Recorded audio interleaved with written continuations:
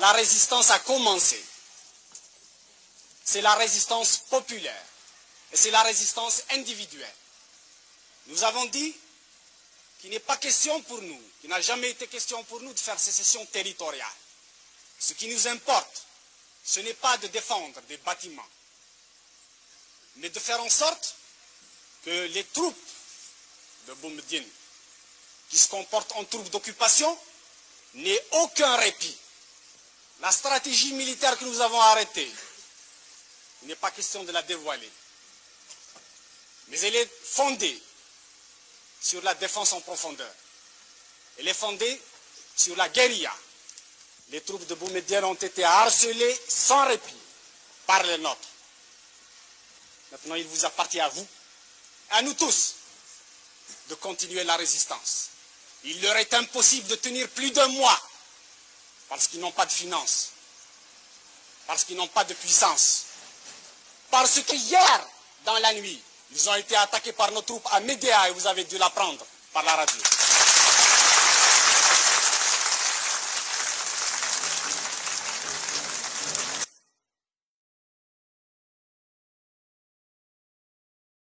Du colonel Boumediene, le colonel Boumediene, ce que je peux dire de lui, c'est un petit intellectuel venant de la mosquée du Caire. Il a fait sa révolution au Maroc et à Tunis. Il rentre avec le canon, les canons, les divisions que le peuple qui a lutté ici a gagné pour casser avec les mêmes canons le reste de la population qui a libéré le pays. Je le jure devant Dieu et ses hommes que nous déposerons ces armes et cette tenue de combat que par l'installation des principes démocratiques et justes. Aucun. Vous êtes soutenu par la population. La population est derrière la démocratie. Ils aspirent à la liberté et à la démocratie. Et le pharaonisme ici. Il n'y a pas de pharaon chez nous. Il n'y a pas de Ramsès II. Il n'y a pas de Gamal Abdel Nasser chez nous. Ici, il y a le peuple. Qu'est-ce que vous...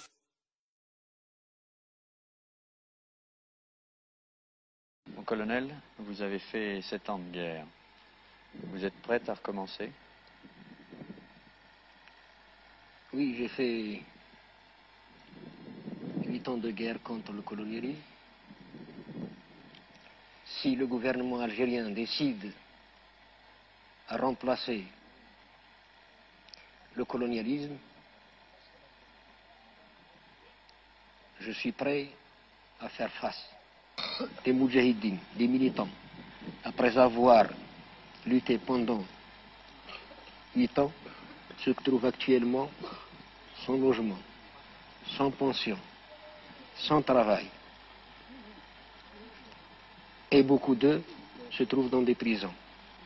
Je ne veux pas faire couler du sang entre Algériens. Je l'ai évité déjà. Ce qui vous a coûté vos galons. Mes galons, ce n'est pas l'armée française qui me les a donnés, ni un monsieur qui est au pouvoir aujourd'hui. Mes galons m'ont été donnés par les moudjahidines, qui la plupart ne se retrouvent pas parmi nous aujourd'hui. Je les ai gagnés au combat révolutionnaire, à la lutte de libération nationale.